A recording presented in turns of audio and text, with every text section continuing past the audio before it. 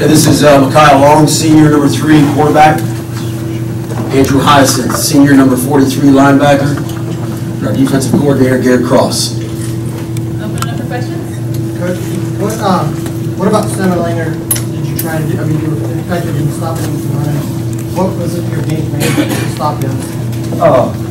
Just try to do what we've been doing all year, and that's get pressure on the quarterback. It might not always result in a sack, but as long as you get pressure on the quarterback, it has an effect on the throw. We thought we could affect him that way.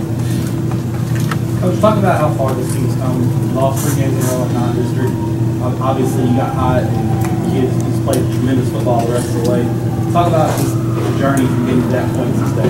Well, I think that's what makes this so special is the journey itself. There's a lot of talk about a ring and a trophy and a state championship, and that really hasn't been our focus just because of the adversity that we've had through the course of the year.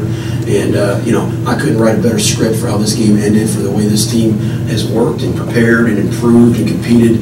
And, without that early season adversity, I don't know that we have the grit in us to finish a game like that. And, that's the thing about it. And it wasn't always friendly, to be perfectly honest with you, even with the type of people that we were playing. But we stuck to the plan, and these kids, the senior leadership on this football team, I can't say enough about this football staff and the way they believed in the plan and kept these kids accountable.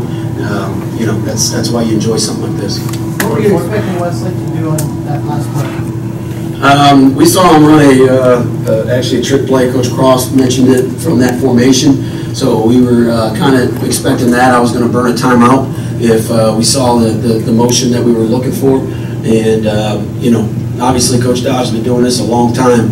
And, I would never second guess anything. That kid's a great athlete. He has a great play on the goal line.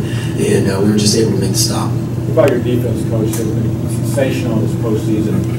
Against a great team today. Just talk about the way they play. And they're unselfish. They're representative of this entire program and our community. And I think Andrew can speak to that. We talk all the time about you're not going to make every tackle, but you can make every play. And we've got kids that'll squeeze and spill. We've got kids that'll gap exchange. We've got kids that'll do their job if it means their teammate can make the play behind them. And, that's rare in today's age. I'll be perfectly honest with you. I've been coaching defense a long time. And I think that's the thing that's going to stand out about this group for us, until they put me in a box. Anthony, what about that play? That was maybe the biggest play of the game, your fumble return. Just talk us through that play. It was a blitz check, and I seen the quarterback go to the other side, ran myself out the blitz. I just seen the ball on the ground. We always do score drill, just scoop it. And he's still tired, I promise you.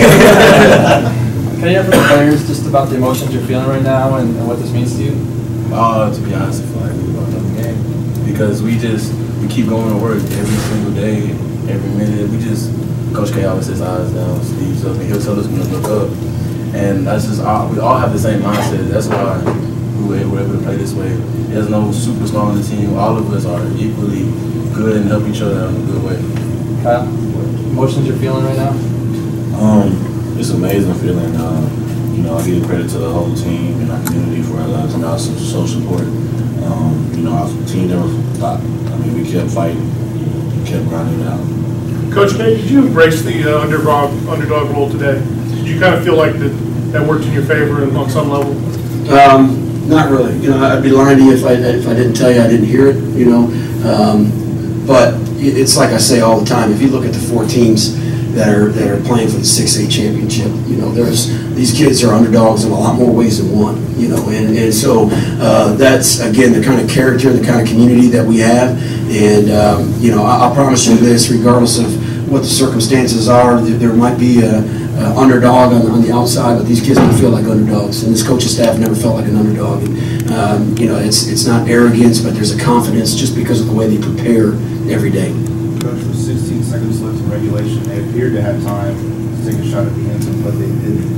Did that surprise you? No, not in that situation. It wasn't 4th down, so I've been in that position before where you get a bad snap or you get a bad hold, and leaving time on the clock gives you an opportunity to line back up and get another snap. If it's 4th down, yeah, but it's one of those situations that, again, you're in the heat of battle, and we're talking about a man who's done this many, many times, and so we schemed up that block. We were pretty close. earlier in the game on an extra point. So we felt confident if we could just get that extra push that we might have a shot at it.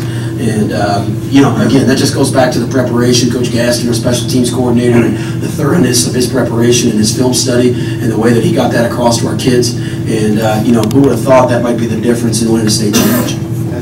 Has Saphir made plays like that this season? Like, can you think of some other big ones that really made a difference? Saphir Murphy might be the most underrated player in the state of Texas, I'll be honest with you. Why there's not more traffic on him from the Division I schools is absolutely boggles my mind.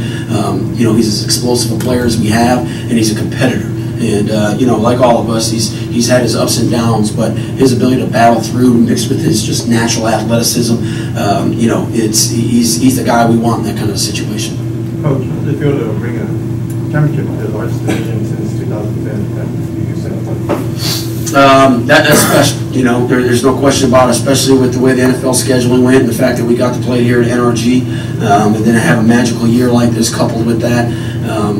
These kids take pride in where they're from. And on the east side of Houston, we're not real sexy. We don't get a whole lot of the publicity in the petrochemical areas over there.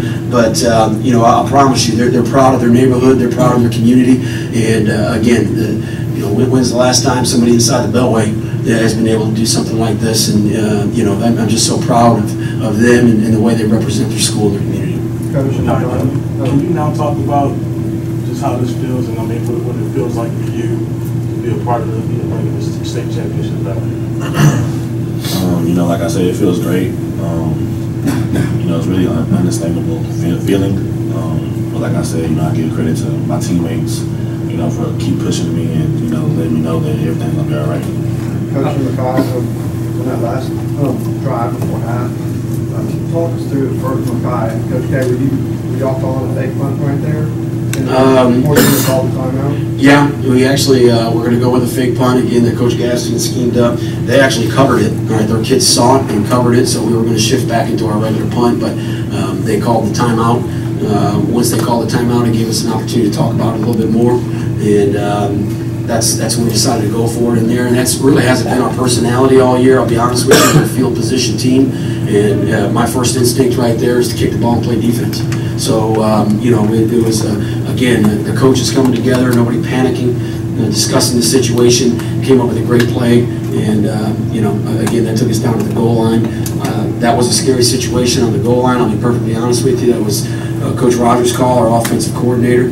But, if your quarterback is 255 pounds, he'll tell you 235. But if you have a 255-pound quarterback, and you're running that QB sneak, we don't have any timeouts, and so we're rolling the dice. There's no question about it. But we came here to throw, and we came down there. Again, my first instinct is take the points, kick the field goal. But it just seemed like the right situation. And Micaiah, again, with the guys in front of him, the push that they got and his ability to get in there. I can't tell you how proud I am of the way these guys at the end of the half function. Okay, this game, Dickinson game, we were in the same situation against Converse Judson at the end of the half with us running out and kicking the 46-yard field goal. We had a field goal situation against Euless Trinity. It's just testament to their character. There is no panic. And, that's something that doesn't always show up in the stat column. But, again, I think it speaks volumes about how these guys are wired. When you scored that final touchdown in overtime, came running off the field, your fingers number one's in the air. Did you have a feeling at that point that was the one, that was it, or were you thinking you have to do it again? Yes, I did, because of our defense. I know we have a great defense. I knew we was going to be able to get a stop. For the players, what is you say east side? Describe what that means to you guys. Well, you got to run for what you want. Nothing's given to you. You got to earn everything, and took a lot of pride in that. Coach, you won in 2003 as an assistant. Now you're as head coach. What's the difference? What's the difference between those two teams? What's the difference between how you kind of process? Well, that 03 team was just so dominant all year long. You just look at the scores and everybody. They had a mindset that they were athletically more dominant there when we played. We had a close one against Lamar in the regional finals that didn't end up looking close, but it was for those of us that were there and in the fight. And again, obviously that's the question that we get asked, the comparisons, and there isn't. These guys, it's just a different personality, it's a different set of circumstances. You know, that 03 team, as dominant as it was, didn't play the schedule that these kids played. And not to say they wouldn't have you know, still gone undefeated, because that was one of the best football teams in my mind ever in the state of Texas. But this has been that grind. It's not pretty. And again, I just for it to end the way that it ended today, it's such a representation of this season and this group.